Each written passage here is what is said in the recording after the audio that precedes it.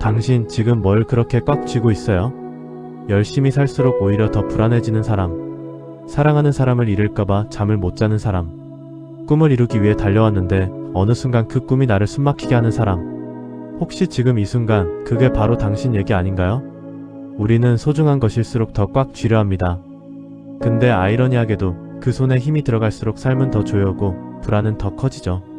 오늘 저는 4000년 전에 일어난 단 하나의 사건을 통해 이 지독한 역설의 정체를 파헤쳐 보려 합니다. 믿는 사람이라면 아마 눈물이 날 수도 있어요. 안 믿는 사람이라면 이게 왜 3500년 동안 살아남은 이야기인지 오늘 알게 될 겁니다. 100살 노인에게 떨어진 말도 안 되는 명령. 때는 기원전 약 2000년. 메소포타미아 문명이 꽃피던 그 시절. 아브라함이라는 노인이 있었습니다. 그는 평생 단 하나를 기다렸어요. 바로 아들. 근데 그냥 아들이 아닙니다. 90살의 아내 사라. 100살의 자신. 인간적으로 불가능한 상황에서 얻은 기적의 아들. 이름은 이삭. 히브리어로 웃음이라는 뜻이에요. 마침내 얻은 웃음. 마침내 얻은 이유. 그게 이삭이었습니다. 그런데 어느 날 밤 신의 음성이 들려옵니다. 아브라함아, 내 아들, 내 사랑하는 독자 이삭을 데리고 모리아 땅으로 가라. 내가 내게 일러주는 산에서 그를 번제로 드리라. 창세기 22장 2절. 번제, 불에 태워 바치는 제사. 즉 아들을 죽여서 바치라는 말입니다. 현대인의 시선으로 보면 이건 그냥 충격입니다. 아동학대? 종교적 관계? 트라우마? 당연히 그렇게 보일 수 있어요. 근데 잠깐 여기서 멈춰봅시다. 성경 전체를 통틀어 신이 실제로 인신공양을 원한 적이 단 한 번도 없다는 사실 알고 계셨나요? 그렇다면 대체 이 명령의 정체는 무엇이었을까요? 이건 테스트가 아니었다. 이건 수술이었다. 신학자들은 이 장면을 단순한 믿음의 테스트로 해석하지 않습니다. 더 정확히는 이렇게 봐요. 아브라함의 내면에서 이삭이 신의 자리를 차지하고 있었다. 생각해보세요. 100살에 얻은 아들. 이 아들이 없으면 내 인생의 의미도 미래도 약속도 없다. 아브라함에게 이삭은 단순한 아들이 아니라 삶의 이유 그 자체였습니다. 심리학적으로 말하면 이삭은 아브라함의 최고 집착 대상, 즉 우상이 되어버린 거예요. 현대의 우리도 마찬가지입니다. 어떤 사람에게는 이삭이 연인이에요. 어떤 사람에게는 직장, 돈, 명예, 자식, 건강. 심지어 어떤 사람에게는 자기 자신의 꿈이 이삭이 되기도 합니다. 내 이삭을 잃으면 나는 끝난다는 공포. 그 공포가 우리를 어떻게 만드나요? 집착하게 만들고, 통제하려 들게 만들고, 결국 그 사람도 나도 숨막히게 만들죠. 신이 아브라함에게 요구한 건 아들의 목숨이 아니었습니다. 내가 나보다 더 사랑하는 그것을 한번 내려놓을 수 있겠느냐? 이게 진짜 질문이었어요. 그는 다음날 아침 일찍 일어났다. 창세기는 놀랍도록 담담하게 기록합니다. 아브라함이 아침에 일찍 일어나 밤새 울었을 겁니다. 아마. 하지만 성경은 그의 눈물을 기록하지 않아요. 대신 그의 행동을 기록합니다.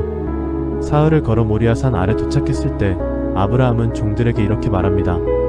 너희는 여기서 기다려라.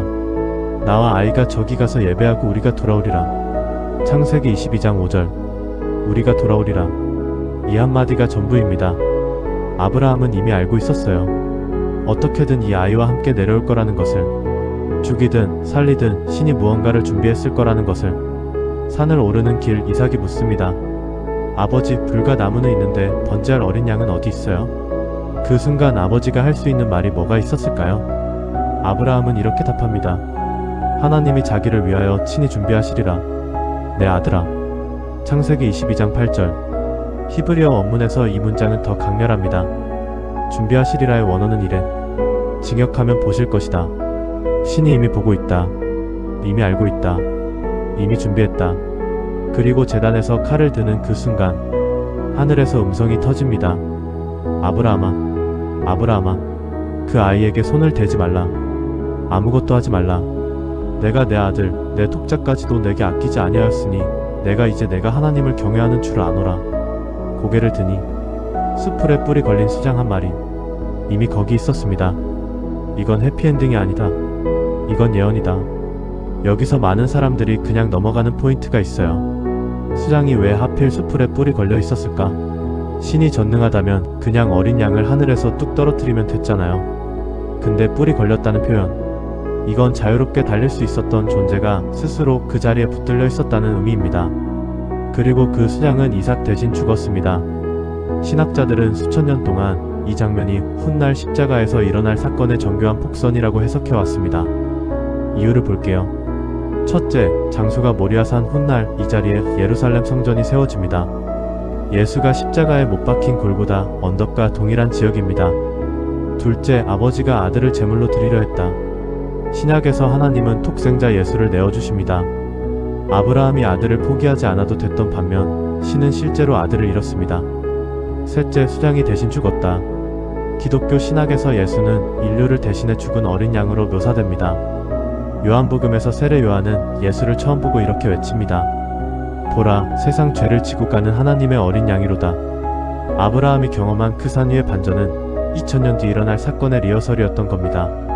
그래서 아브라함은 그 장소에 이름을 붙입니다. 여호와 이름. 주님께서 준비하신다. 주님께서 보고 계신다. 주님께서 이미 알고 계신다. 당신의 이삭은 무엇입니까?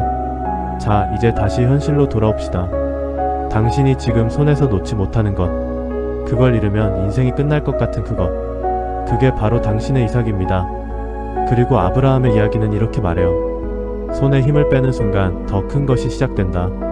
믿는 사람에게 이건 신앙의 언어로 들립니다. 안 믿는 사람에게 이건 심리학의 언어로 들려도 괜찮아요. 실제로 현대 심리학에서도 같은 말을 합니다. 집착과 불안은 통제 욕구에서 시작됩니다.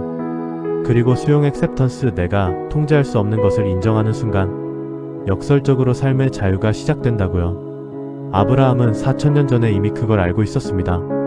막다른 골목, 칼을 들어야 할 것 같은 그 순간, 그게 끝이 아닐 수 있습니다. 수풀에 수장이 이미 걸려있는 반전의 시작일 수 있어요. 오늘 우리는 4000년 전 한 노인의 이야기를 통해 인간이 가진 가장 오래된 질문과 마주했습니다. 내가 가장 사랑하는 것을 내려놓을 수 있는가? 아브라함의 대답은 침묵이 아니었습니다. 그는 걸었습니다. 산을 향해. 그리고 그 걸음의 끝에서 여호와 이레를 만났습니다. 당신의 모리아산은 어디인가요? 지금 그 산을 오르고 있는 중인가요? 그렇다면 기억하세요. 수풀은 이미 준비되어 있을지 모릅니다. 이 채널을 구독한다는 건 여러분이 아직 산을 포기하지 않았다는 뜻입니다. 좋아요는 수풀에 걸린 수장처럼 이미 여러분 엄지 바로 옆에 준비되어 있어요.